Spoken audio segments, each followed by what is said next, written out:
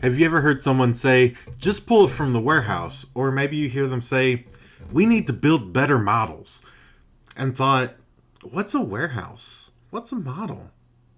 Do I even know what a database is? Today, in this week's Data Words, I'm going to cover these three terms in depth and provide you with some analogies to really sink in that understanding of what these three terms mean. So, buckle up and get ready as we go through this week's Data Words.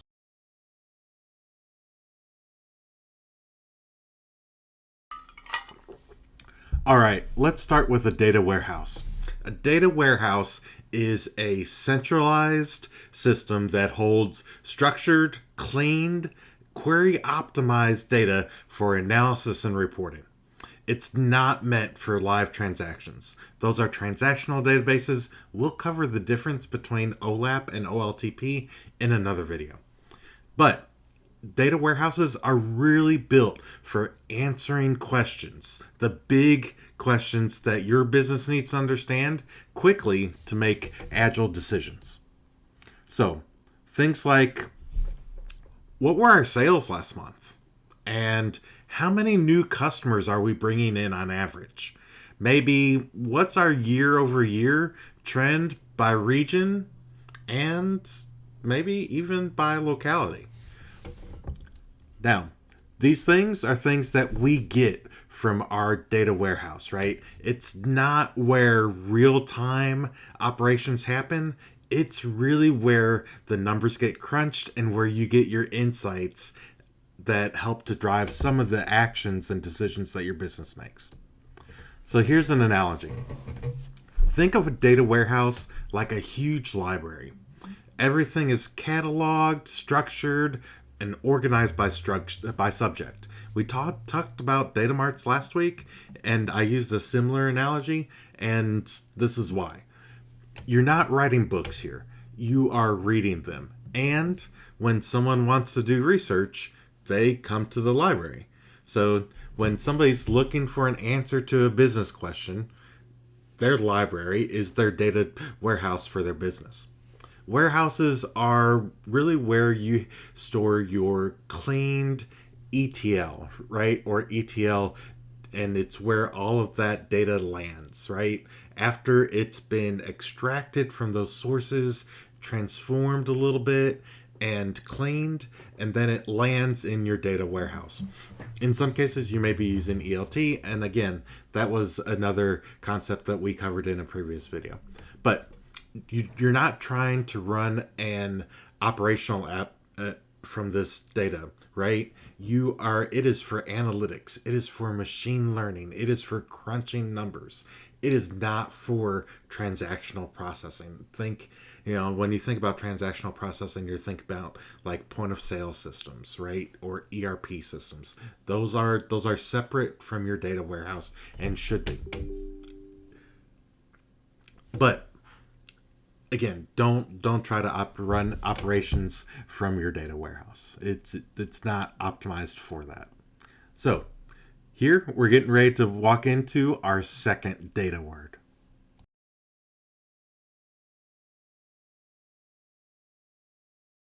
All right, so you might have asked yourself, what's the difference, Chris, between a data warehouse and a database? They sound very similar. Sometimes you hear them seemingly be used interchangeably, but they are two distinctly different terms. A database is your general purpose tool for storing and retrieving data.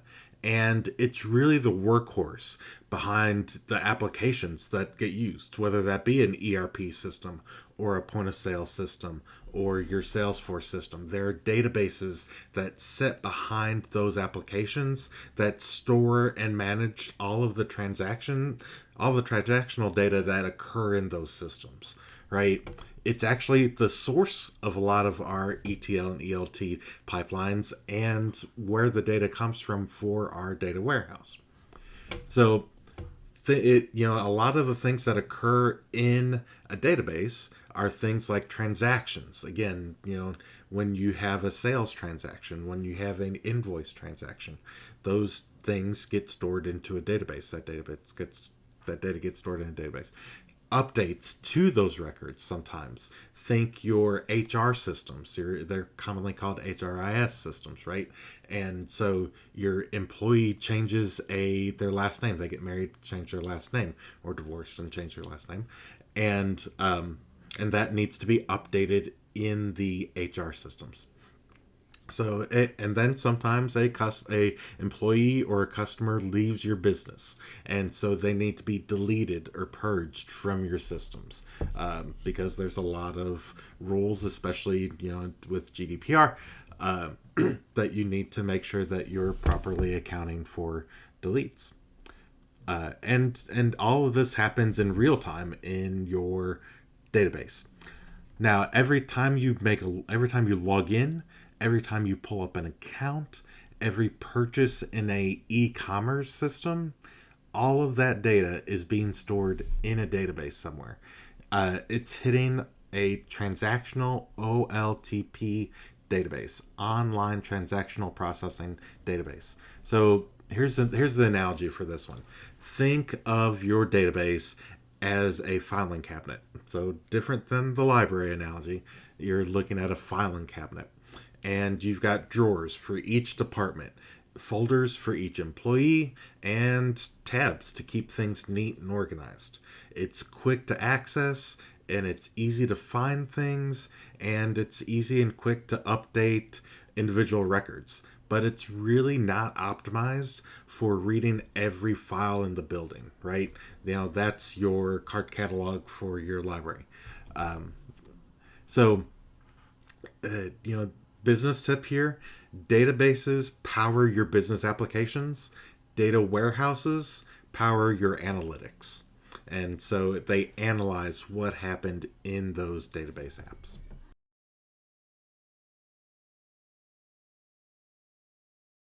All right, next we're getting into data models.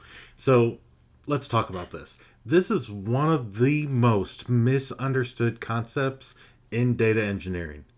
So, and it's one of the bigger, more important parts of a data project.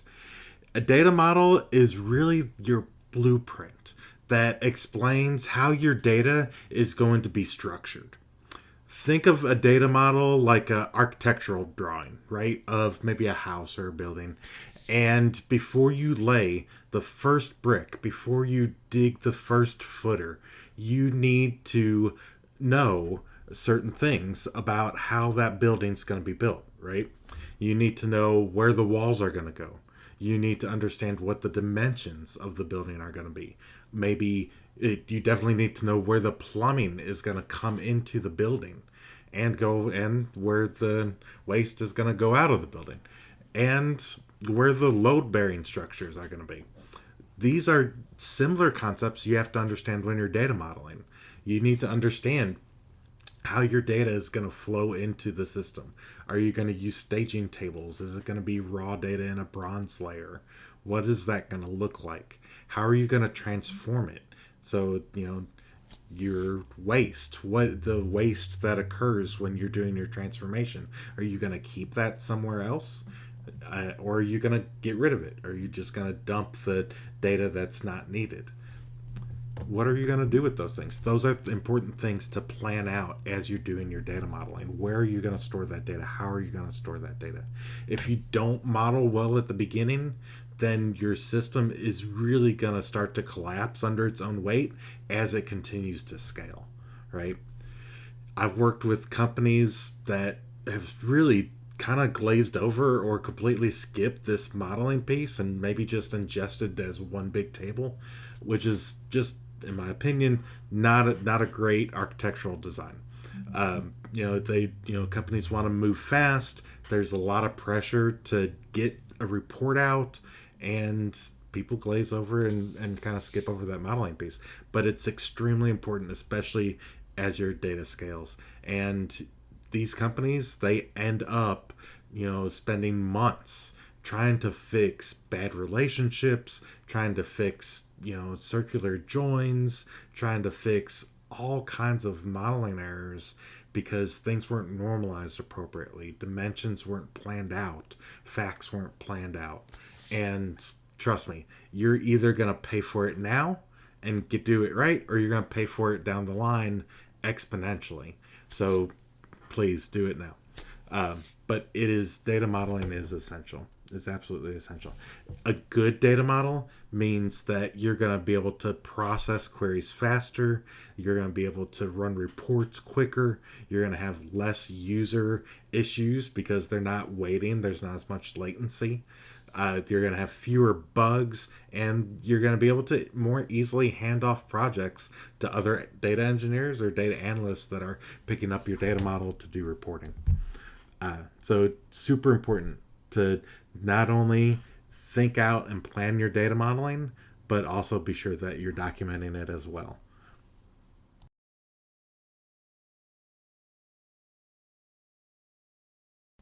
All right, let's wrap it up real quick. So we had 3 data words today. We had our data warehouse, which you are going to use like a library, right? It is structured, organized, and optimized for analysis of your company's data. You have a database, and this is like your filing cabinet. It is operationally fast so that you could easily retrieve and write data and update things and delete things, remove things that you don't need anymore. And then you have your data models. This is like the blueprints to your company's data.